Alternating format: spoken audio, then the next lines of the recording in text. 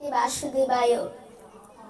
আমার সামনে উপস্থিত সকল ভক্তিমতী মায়েরা এবং বাবাদের চরণে আমার শত সহস্র কোটি প্রণাম নিবেদন করছি এবং এখানে উপস্থিত সকল সাধুগুরু বৈষ্ণব এবং আমার গুরুদেব শ্রীমৎ ধ্রুব চৈতন্য তার চরণেও আমি আমার শত সহস্র কোটি প্রণাম নিবেদন করছি।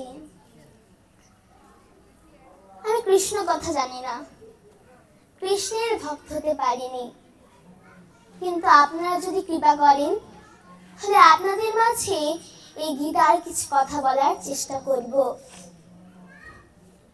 তাই প্রথমেই বলছি, যদি আমার পাঠে কোনো ভুল ত্রুটি হয়ে থাকে তাহলে নিজ নিজ সন্তান মনে করে সুন্দর ক্ষমা দৃষ্টিতে দেখবেন। ওম নমঃ ভগবতে বাসুদেবায়।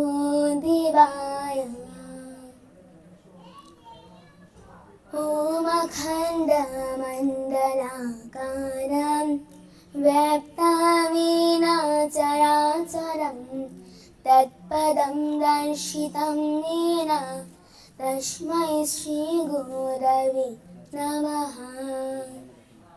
অথ শ্রীমদ্ ভগবদ গীতার মঙ্গলাধ্যায়ম।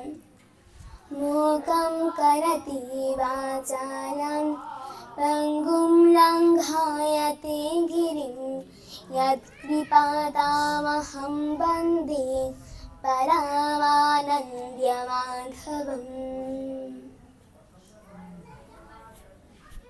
মায়েরা বাবারা যারা আছেন, আমাদের মনের মধ্যে কিন্তু মাঝে মাঝে সংকোচ হয় বা প্রশ্ন জাগতে পারে যে সাধু সঙ্গ ভক্ত সঙ্গ বড় নাকি এই তপস্যা বড়, সাধনা বড়?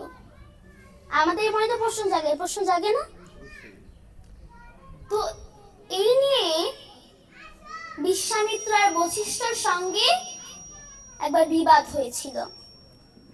বশিষ্ঠ বলছে যে না, আমার সৎসঙ্গ বড়, সাধু সঙ্গ বড়। আর বিশ্বামিত্র কি বলছে যে না, আমার 10,000 বছরের তপস্যা, সাধনা বড়, তপস্যা বড়। বিবাদ হয়েছে। এরকম ঝগড়া ঝামেলা করে গিয়েছে ভগবানের কাছে, ভগবান নারায়ণের কাছে, যে বলেছে তাদের সমস্যার কথা। তো তখন ভগবান বলেছেন যে দেখো, তোমরা এসেছো আমার কাছে একটা বিবাদ নিয়ে, আমি সমাধান করে দিব। তোমরা দেখতে পাচ্ছ যে এই পুরো একটা পৃথিবী সারাক্ষণ আমার মাথার উপর আছে, সারাক্ষণই তো আমি এর ভার বহন করি। তাই তোমাদের মধ্যে কেউ একজন যদি কিছুক্ষণের জন্য এই ভার বহন করো, তাহলে আমি একটু ভেবে চিন্তে তোমাদের সিদ্ধান্তটা আমি দিতে পারি। আর তখন বিশ্বামিত্র ভেবেছিল না, আমার 10,000 বছরের তপস্যা, আমি তো সহজে পৃথিবী গুটিয়ে ফেলবো, তো আমার কাছে কিছুই না। কিন্তু যখন বিশ্বামিত্র সে পৃথিবীকে তুলতে গেলেন, সে আর উঠাতে পারলেন না। তার হাত কাঁপতে লাগলো, কম্পন হতে লাগলো। কিন্তু এদিকে বশিষ্ঠ তার অর্ধেক সৎসঙ্গের ফল দিয়েই খুব সহজে পৃথিবীকে তুলে ফেললেন, আর অনেকক্ষণ তুলে ধরেও রাখলেন। তো তখন বিশ্বামিত্র ভগবানের কাছে গেছে, বলছে ভগবান, আমরা এতক্ষণ ধরে এটার ভার বহন করলাম আমরা দুজনে মিলে, কিন্তু আপনি এখন আমাদের সিদ্ধান্ত দিলেন না, কি তাড়াতাড়ি দিন না। ভগবান বললেন, বিশ্বামিত্র, সিদ্ধান্ত তো অনেক আগেই হয়ে গিয়েছে, তুমি এখন কি বলছো? তো বলছে বিশ্বামিত্র, ভগবান তুমি কখন দিলে? আমি তো শুনিনি, আবার একটু বলুন। তখন ভগবান বললেন, যখন বশিষ্ঠের অর্ধেক সৎসঙ্গের ফলের সমকক্ষ তোমার এই 10,000 বছরের তপস্যা হলো না, তাহলে তুমি ভাবো যে কোনটি বড়, সাধু সঙ্গ বড় নাকি তপস্যা বড়? আমরা কি বুঝতে পারলাম? এই তপস্যা থেকেও বড় হলো সাধু সঙ্গ, সৎসঙ্গ, ভক্ত সঙ্গ।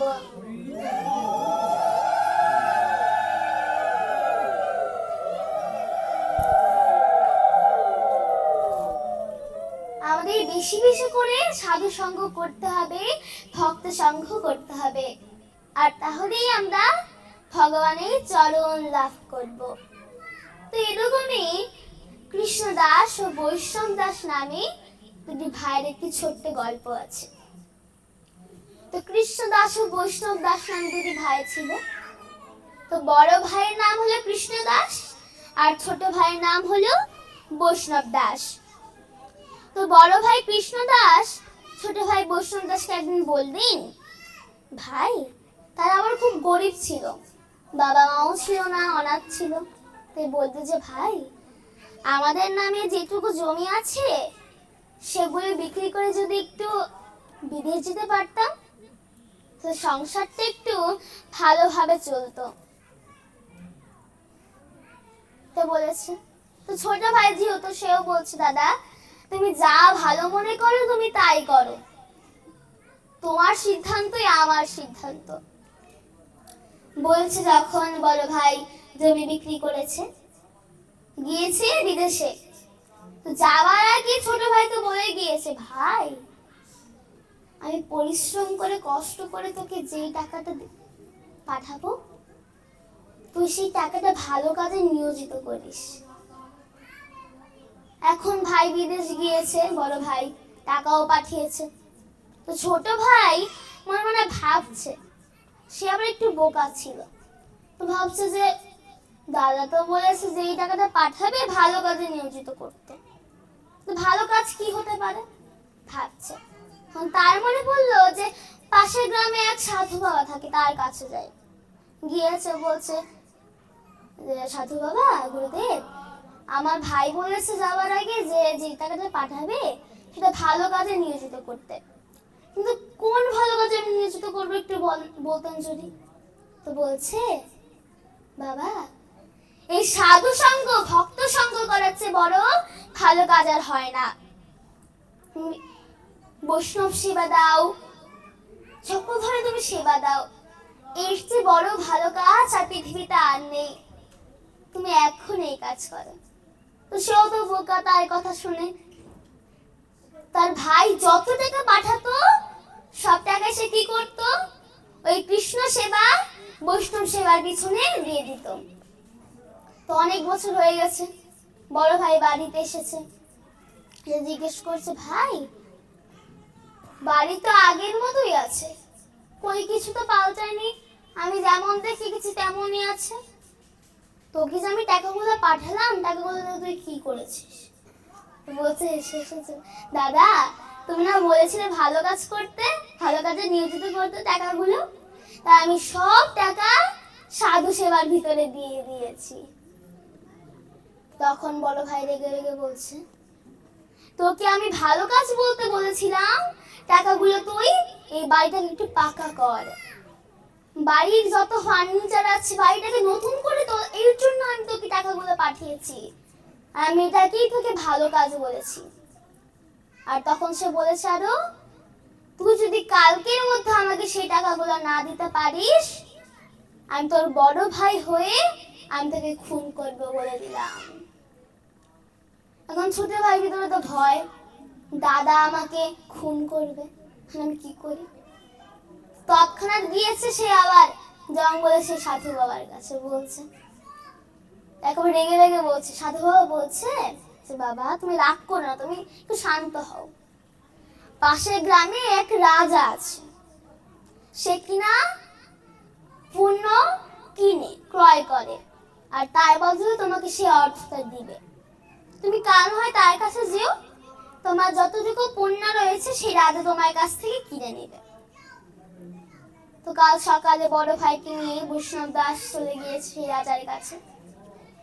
তো যেই না সে কৃষ্ণ দাস আর বৈষ্ণব দাস রাজার বাড়িতে ঢুকবে তখনই রাজা ছুটে এসে তাদের চরণ ধরেছে, বলছে আপনাদের মতো বৈষ্ণব এখানে আগমন কিভাবে? তারা তো অবাক, আমরা আবার বৈষ্ণব হলাম কিভাবে? তারপর তারা বললো যে রাজা মশাই আমরা তো এখানে আমাদের পুণ্য বিক্রয় করতে এসেছি, আমাদের পুণ্যটা আপনি নিয়ে আমাদেরকে সেই অর্থটা দিন। তবে ঠিক আছে, রাজা বলল তার জ্যোতিষী তার যতটুকু পুণ্য আছে তুমি সেটা দেখে আমাকে বলো, আমি তাকে সেই অর্থটা আমি তাকে দিয়ে দেব। তো যে না বলেছে, জ্যোতিষী বলছে যে রাজা, তার যতটুকু পুণ্য হয়েছে তার সমতুল্য অর্থ এই পুরো পৃথিবী বিক্রি করলেও হবে না। তাই তখন রাজা বলল, তাহলে একটু দেখুন তো কোনো খন্ড খন্ড পুণ্য রয়েছে কিনা। বলছে হ্যাঁ আছে, ছোট্ট একটা আছে খন্ড। তো বলছে কোনটি? সে বলছে যে আসার সময় এই দুই বৈষ্ণব একজনকে সাহায্য করেছিল, সে তৃষ্ণার্ত ছিল, তাকে জল দিয়ে তাকে সাহায্য করেছিল, আর সেটির মূল্য 2টি রাজ্যের সমান। তখন জ্যোতিষী বললেন যে রাজা মশাই, আপনি ওদের কাছ থেকে 2টি পুণ্য নিয়ে 2টি রাজ্য দিয়ে দিবেন। তো বলছে তবে বেশ। তো যখন ছোট ভাই বৈষ্ণব দাস সেই পুণ্য 2 হাতে দিতে যাবে, অর্থাৎ 2 হাতেই 2টো তুলসী পাতা, তো তখন বড় ভাই কৃষ্ণদাস দেখতে পেলেন তার ছোট ভাইয়ের ডান হাতের তুলসী পাতায় স্বয়ং রাধারানী বসে রয়েছেন এবং বাম হাতের তুলসী পাতায় স্বয়ং ভগবান শ্রীকৃষ্ণ বসে রয়েছেন।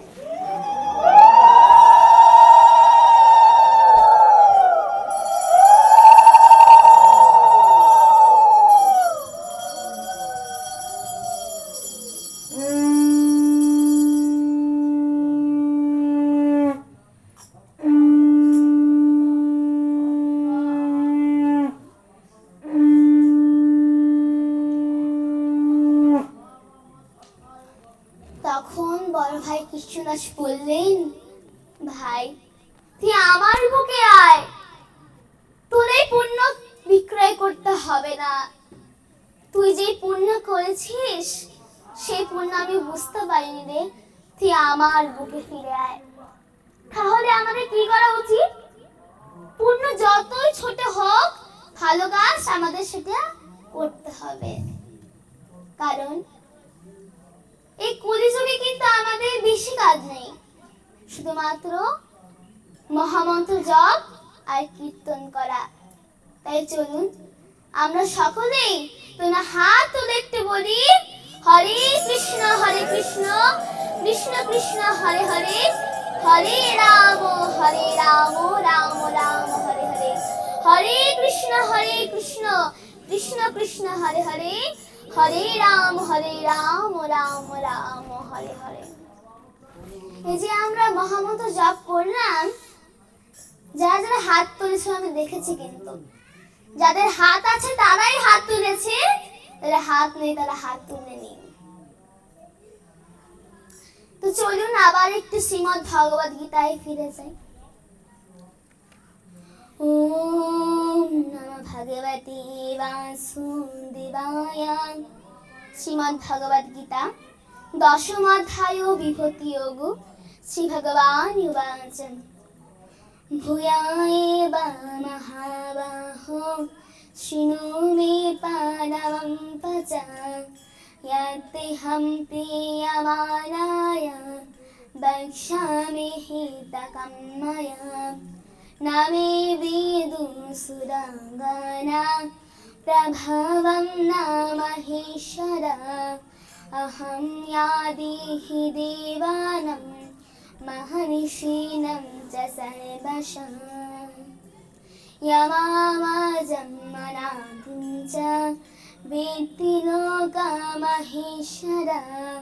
असम्मूढसमर्तेषु सर्वपापैः प्रमुच्यते।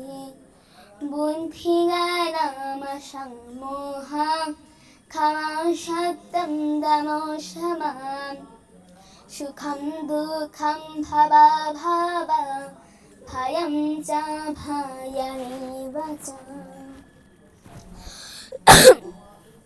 আমরা সকলেই হয়তো বা জানি কৃষ্ণ নামের কি মহিমা। আমরা সকলেই তো জানি, তাই না, কৃষ্ণ নামের কি মহিমা।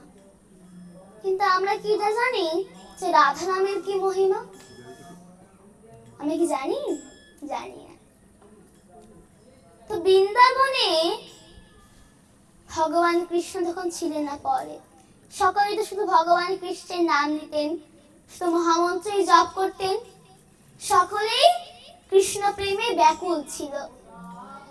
কিন্তু এক বৈষ্ণব ছিল, যার কিনা ঘরের সবাই কৃষ্ণ ভক্ত, কিন্তু তার ছেলেটা কৃষ্ণ ভক্ত নয়। সে কিরকম, মানে নিজেও কৃষ্ণ নাম করবে না, আরেকজনকে করতেও দেবে না। মানে সে জীবনে কৃষ্ণ নামটাই আর কি উচ্চারণ করেনি, নিজে করে না, আর মানুষ শুধু বলে এগুলো কেন জপ করছো, বাদ দাও তো, সব গুজব। এই কৃষ্ণ নাম নিলে কি হয়, কি হবে? হ্যাঁ, কিছু তো উদ্ধার হয়ে যাবে না, শুধু শুধু কৃষ্ণ কৃষ্ণ সারাদিন ধরে করো। তো একদিন তার বাবা অর্থাৎ তার পিতা এক ব্রাহ্মণের কাছে গিয়েছে, তার গুরুদেবের কাছে গিয়েছে, যে বলছে, গুরুদেব, আমার ছেলেটা একেবারে বেপথে চলে যাচ্ছে, নিজে তো হরিনাম করেই না, আরেকজন কেউ করতে দেয় না, আপনি দয়া করে কৃপা করুন, আপনি দয়া করে কিছু করুন। তো তখন সেই গুরুদেব সেই ছেলেটির কাছে গিয়েছে, যে বলছে, তুমি তো জীবনে কৃষ্ণ নাম উচ্চারণ করেন, তাই না? বলছে হ্যাঁ। বলছে কেন? বলছে এমনিতেই। আচ্ছা, তোমাকে হরে কৃষ্ণ বলতে হবে না, বা কৃষ্ণ কৃষ্ণ বলতে হবে না, কিছুই করতে হবে না, তুমি শুধুমাত্র একবার রাধে রাধে বলো। বলছে কেন? আমি করতে পারবো না। তুমি করো না, শুধু একটা বার করো।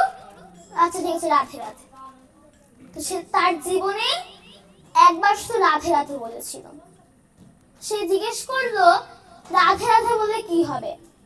গুরুদেব বলেছিল, তোমার মৃত্যুর পর যখন তোমার যমরাজ তোমার পুণ্য বা পাপের বিচার করবে, তখন তুমি তাকে এই প্রশ্নটা জিজ্ঞেস করবে, দেখবে তুমি ঠিক জেনে যাবে এই প্রশ্নের উত্তর।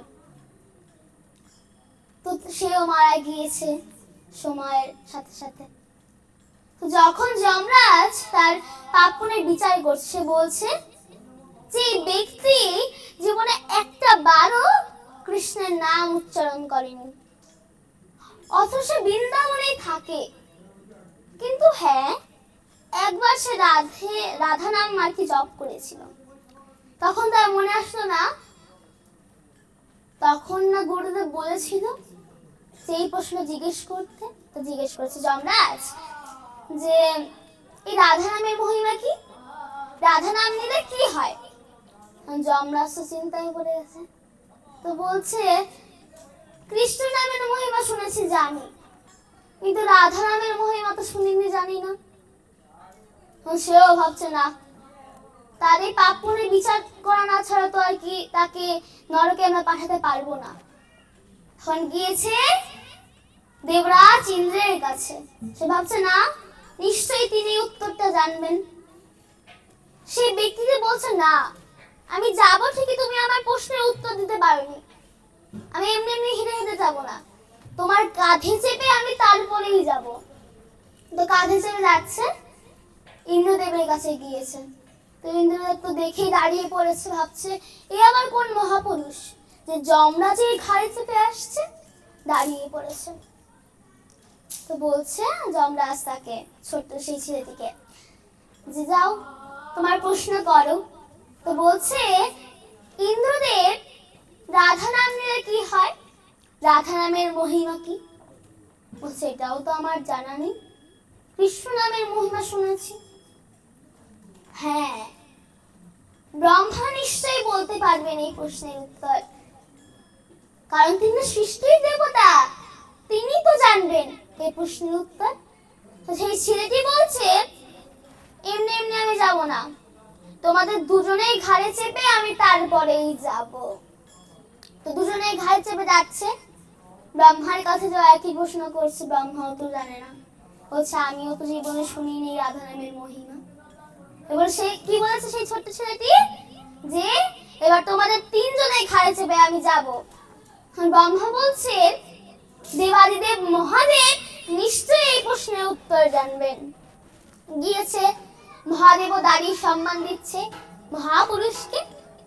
বলছে যে প্রভু, আমি কোনো মহাপুরুষ নই, আমার শুধুমাত্র একটি প্রশ্ন ছিল।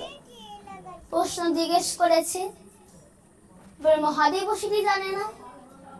এরপরে সেই চারজন সেই ছেলেটিকে কাঁধে চাপিয়ে নিয়ে গিয়েছে ভগবান বিষ্ণুর কাছে শেষমেশ। সেটি বলছে, ভগবান এই সকলের কাছে আমি জিজ্ঞেস করেছি, কিন্তু আমি এটা জানতে পারিনি যে রাধা নামের মহিমা কি। আপনি দয়া করে আমাকে প্রশ্নের উত্তরটি দিন। তখন ভগবান এসে বলছে, ব্রহ্মা বিষ্ণু শিব ওদেরকে বলছে আর কি, তোমরা অতক্ষণে বুঝতে পারলে না রাধা নামের মহিমা কি? এত কিছু হয়ে গেল।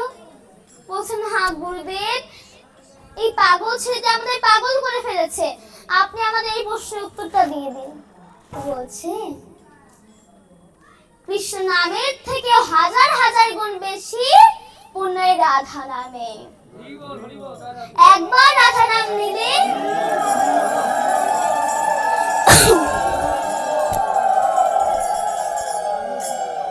কোন ব্যক্তি যদি তার জীবনে শুধুমাত্র একবার এই রাধা নাম জপ করে, তাহলে তার যমরাজ, দেবরাজ ইন্দ্র, ব্রহ্মা এবং দেবাদিদেব মহাদেবের পিঠে এসে সে আমার চরণ লাভ করে।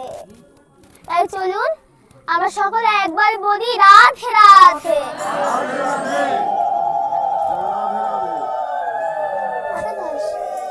আরেকটা ছোট করে পুরো ভক্ত আছে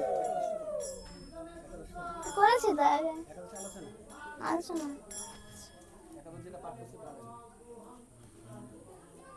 শ্রীমদ্ ভগবত গীতার বিশ্বরূপ দর্শন যোগে অর্জুন শ্রী ভগবানকে বললেন, হে কৃষ্ণ, তুমি আমাকে কৃপা করে যে পরম গদ্য তত্ত্বমূলক কথা বর্ণনা করলে, এটা আমার মহদূর হয়েছে। এবার তুমি কৃপা করে তোমার এই বিশ্বরূপ দর্শন করাও প্রভু।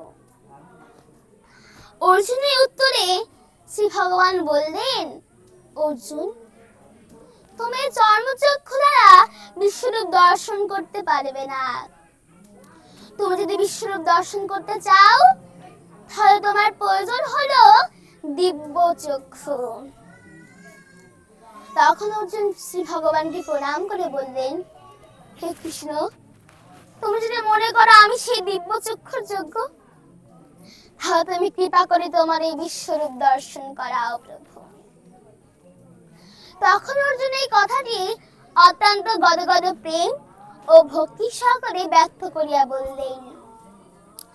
তখন শ্রী ভগবান অর্জুনকে বিশ্বরূপ দর্শন করালেন এবং বললেন, হে অর্জুন, তুমি দিব্য চক্ষু দ্বারা এই বিশ্ব ব্রহ্মাণ্ডের সকল কিছুই আমার দেহের মধ্যে দেখতে পাবে। দ্বাদশ আদিত্য, অষ্টবসু, একাদশ রুদ্র, অশ্বিনী কুমারদ্বয়, মরুদ্গণ, এছাড়া কুরুক্ষেত্রে রণাঙ্গনে যুদ্ধ হয়েছিল, তার সকল কিছুই তুমি আমার দেহের মধ্যে দেখতে পাবে। তো অর্জুন বিশ্বরূপ দর্শন করতে লাগলো। সে অতদিন দেখেছে সাধারণ মাল্য পরিহিত অবস্থায় এবং সাধারণ বস্ত্র পরিহিত অবস্থায়, কিন্তু আজকে সে দেখলো দিব্য মাল্য বস্ত্র সুশোভিত অবস্থায় এবং পূর্বের রূপের সাথে কোনো মিল খুঁজে পাচ্ছে না। তখন অর্জুন শ্রী ভগবানকে প্রণাম করলেন এবং ভগবান বললেন যে, হে অর্জুন, তুমি চাইলে আরো কিছু দর্শন করতে পারো। এছাড়াও অর্জুন পূর্বে দেখেছে একটি দেবতা, কিন্তু আজকে দেখতে পাবে সহস্র কোটি দেব দেবতা। তখন অর্জুন প্রণাম করে বললেন, তামেব পিতা চ মাতা তামেব, তামেব বন্ধু চ শাখা তামেব, তামেব বিদ্যা দ্রবিণং তামেব, তামেব সর্বম মম দেব দেব। তখন অর্জুন শ্রী ভগবানকে বললেন, হে কৃষ্ণ, তুমি আমাকে পূর্বে রূপ দর্শন করাও প্রভু। তখন ভগবান বললেন, হে অর্জুন, পূর্বে তোমার মতে কেউ এইভাবে রূপ দর্শন করেনি। তখন শ্রী ভগবান বললেন যে এই রূপ কিভাবে দর্শন করা যায়। বেদ অধ্যয়ন করে, দান করে, তপস্যা করে কোনোভাবেই রূপ দর্শন করা যায় না। একমাত্র নিষ্ঠা ভক্তি দ্বারাই রূপ দর্শন করা যায়। আমাকে প্রবেশ করা যায়, আমাকে জানা যায়। এই গীতার মাহাত্ম্য দ্বারা আমি আমার আজকের আলোচনা পাঠ শেষ করছি। ওম নমঃ ভগবতে বাসুদেবায়। গঙ্গা গীতা যা সাবিত্রী সীতা সত্তা পতিব্রতা ব্রহ্মা বোধি ব্রহ্মবিদ্যা ত্রিসন্ধ্যা মুক্তি গেহিনী অর্ধমাত্রা চিদানন্দা ভবন্নি ভ্রান্তি নাশিনী বেদাত্রয়ী পরানন্দা তৎপর্থ জ্ঞানমঞ্জনী। আজকের পাঠ ও আলোচনা এখানেই সমাপ্ত করছি। যদি আমার পাঠে কোনো ভুল ত্রুটি হয়ে থাকে, নিজ নিজ সন্তান মনে করে সুন্দর ক্ষমা দৃষ্টিতে দেখবেন। জয় গীতা, জয় ভক্ত মণ্ডলী, সকলকে শুভ প্রণাম। ওম নমঃ মাত্রাহীনং চ যদ্ভাবে পূর্ণং ভবতু তৎস্বরূপং তৎপ্রসাদাৎ জনার্দন। ওম সর্বেষাং মঙ্গলং ভূয়াৎ, সর্বে সন্তু নিরাময়া, সর্বে ভদ্রাণি পশ্যন্তু, মা কশ্চিৎ দুঃখভাগ্ ভবেৎ। ওম শান্তি, ওম শান্তি, ওম শান্তি। পৃথিবীর সকল জীব শান্তি লাভ করুক।